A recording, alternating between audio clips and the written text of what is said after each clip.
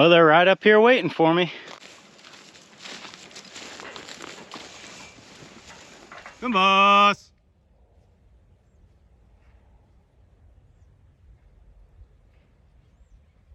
What I've realized is that it's not so much that I've got this group trained to come when I call them, but I've got one heifer that every time I call him, she comes running, and then everybody else follows. So I guess what I'm saying is, you don't need them all to be trained, you just need one.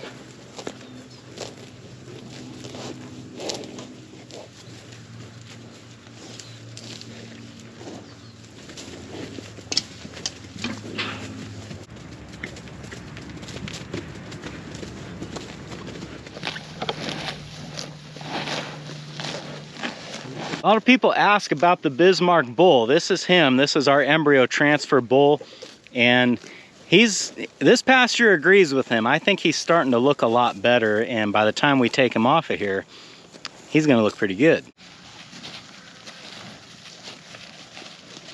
You can see they're really tearing into this grass. And this is the most head that I've run on this pasture. A couple years ago, I ran 10 out here all summer, which seemed about right. This year we've got 12, and you can tell that when it's time to move, they are ready. As opposed to last year, we only had like 7 or 8 of them out here, and you couldn't hardly make them move pastures because they just couldn't keep up with it. So probably by the end of August, I'll pull the heifers out of here just to lighten the load on the pasture, and then maybe get the Bismarck bull out of here as well. I don't know, I might just leave him out here all winter. There's really no harm in it if he's just hanging out with the steers. Haven't really decided yet, but I got some time to figure it out. But as much as I would love to stand out here and watch them graze, we got other things to do today. That's what's going on today on Farmer Tyler Ranch.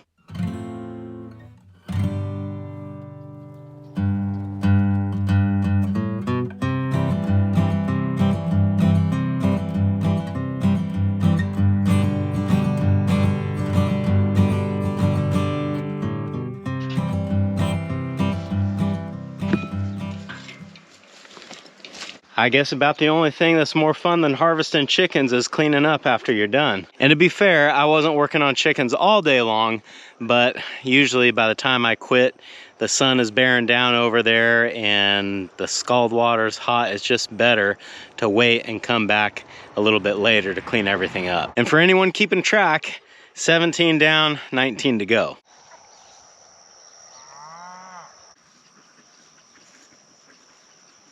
Just look at these rice fields. Man, it seems like they were just planting them last week and they're already headed out. Probably be another 6 weeks or so and the harvesters will be out here getting the crop in. And this is one of the ways that really starts to make it feel like fall. You see the rice heading out, and when it does start to make a seed head, it produces a very distinguishable odor. It smells good. It's not a bad smell.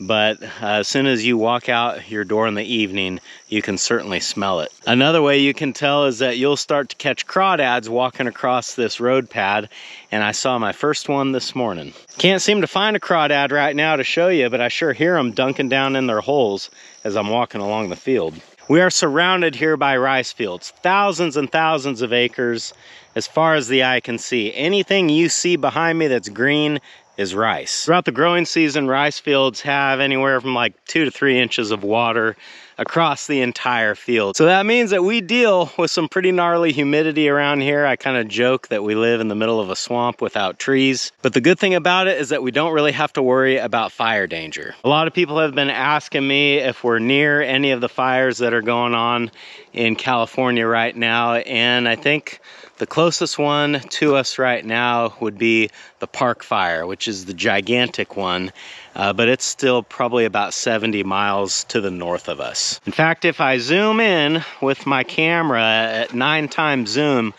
you can see what looks like a low cloud out there. That is the smoke plume from the Park Fire. Jeremy at Split Creek Ranch and Ryan at L. Edson & Sons, where we get our pigs, were both in a lot closer proximity to the fire.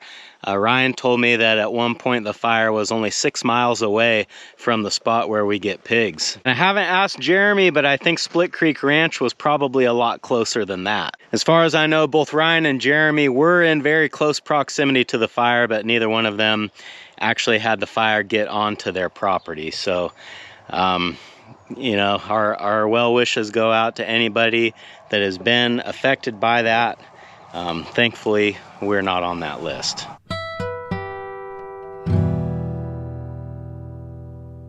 If you guys remember when I baled the hay up this year, I had talked about getting it tested because I suspected that the quality was going to be low this year. And there were a couple reasons for that. The first one being that because of weather, I wasn't able to cut this crop in a timely manner. I didn't get on it as soon as I would have liked to. So when I did finally cut it, the plants were a lot more mature than I would have liked. And what that means is that the nutrition quality is gonna be down. That, in addition to the fact that I had a pretty bad wild oat problem, which I know can kind of throw some people off because I actually plant oats, but the oats that you plant on wild oats are quite different.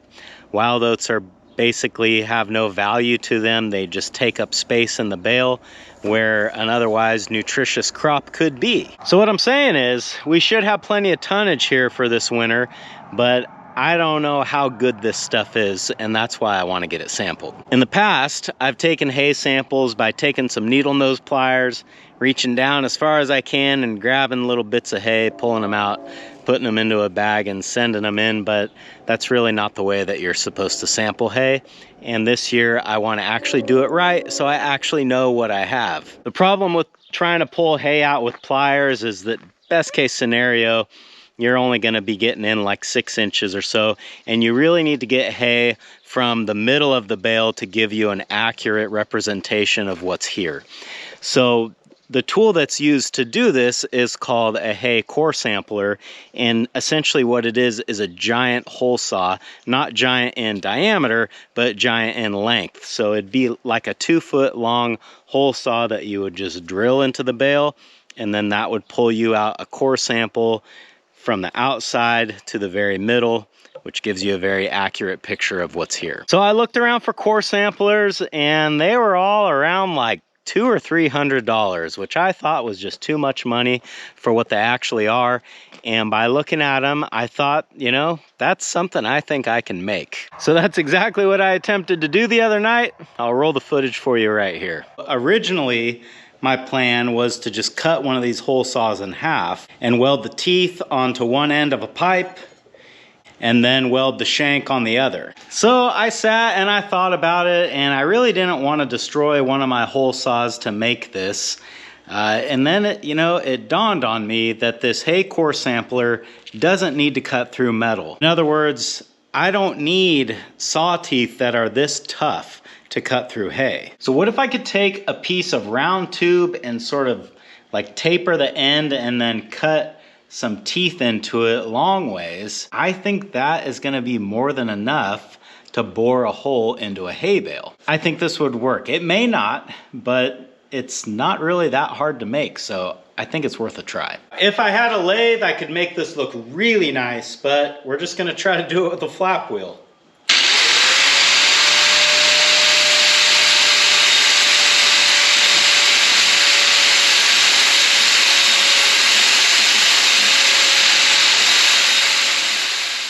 Well, you can see that this is working. It's not really working as good as I would like it to, and I think I've thought of a better way to do it. So over here on the other end of the pipe, you see this hole saw has a slot in it, and then it has a hole there as well.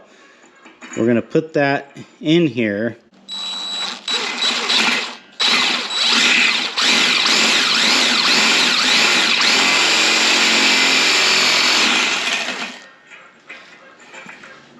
So I need the self-drilling screw to hit the hole saw. That's the goal.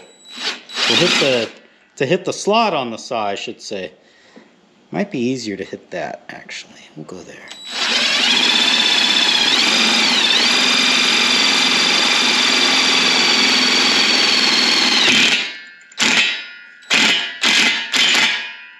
There we go. Perfect. So I think you probably see where I'm going with this. This is maybe not the safest thing to do, so don't be like me, but it might work.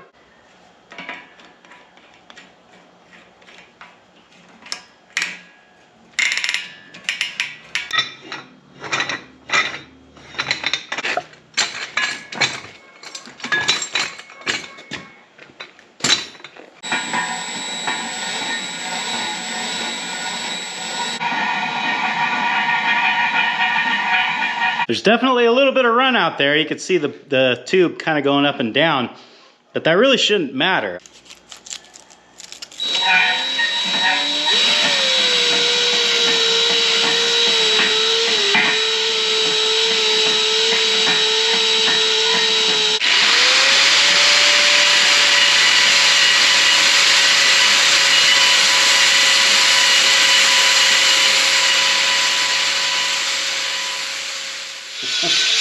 I don't know how to stop it.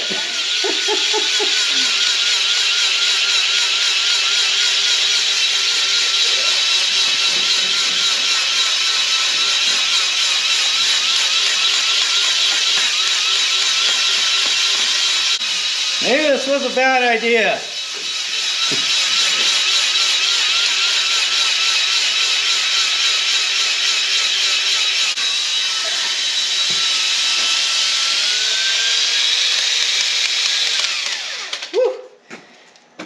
Got it.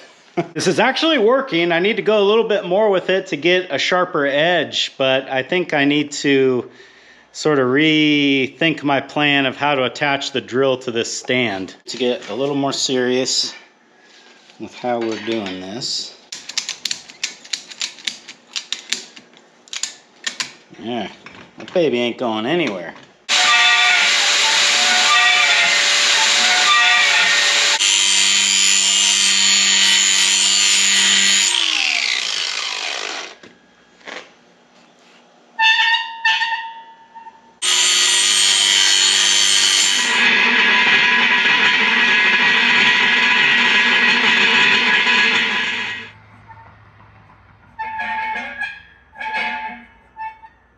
May not be perfect, but that actually looks pretty good to me. It looks a lot like a store-bought one. So, I mean, the question is whether or not it's going to perform like a store-bought one, and we'll find that out soon enough.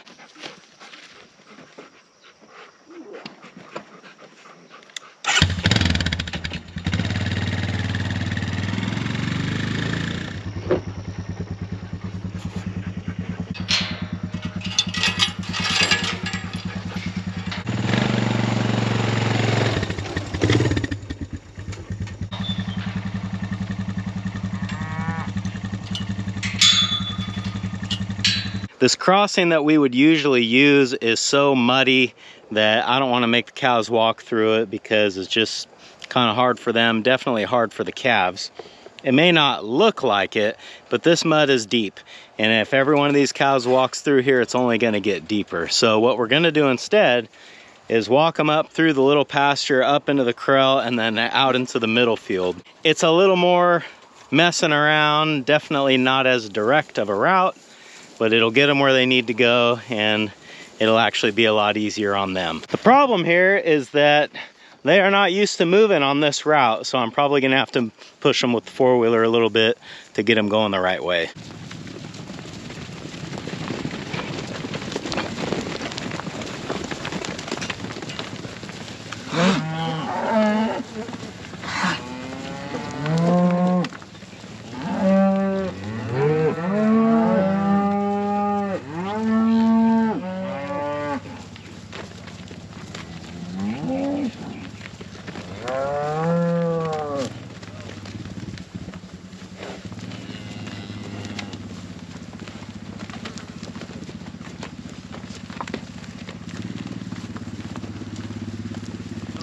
Well, as you can see, they're figuring it out pretty quick.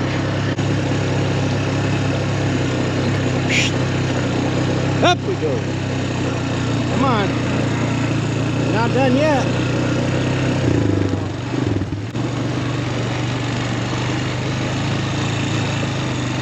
On the move now. I don't want to push on them too hard because there is a back rubber across that gateway up there. And if they get a little too excited, they'll probably plow right through that thing and tear it in half.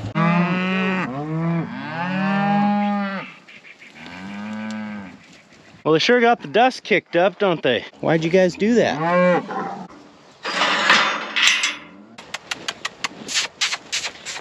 Back it up, back it up.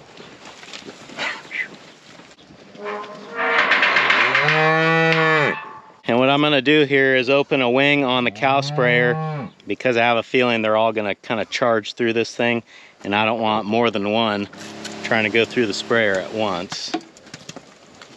Well, maybe I can just stand here and moderate them a little bit. Hop, hop, hop.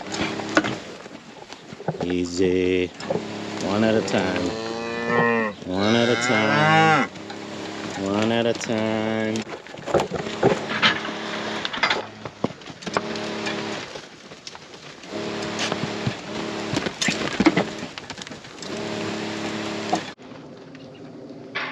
I mean, just look at all that dust. If that kind of can give you an idea how dry it is out here. Who's this guy? He's Smokey.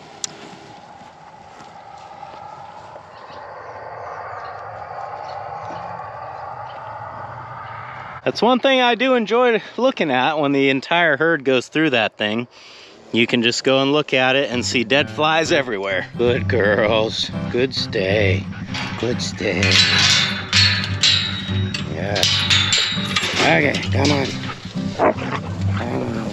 Well, I'm hoping in the next couple of days to try out my hay core sampler and see if that idea even works. If it does, we'll go ahead and send that sample off to the lab, and if it doesn't, then it looks like I'm on the hook for however much those things cost. Thanks for hanging out with me today, guys, and I hope I'll see you again on Farmer Tyler Ranch.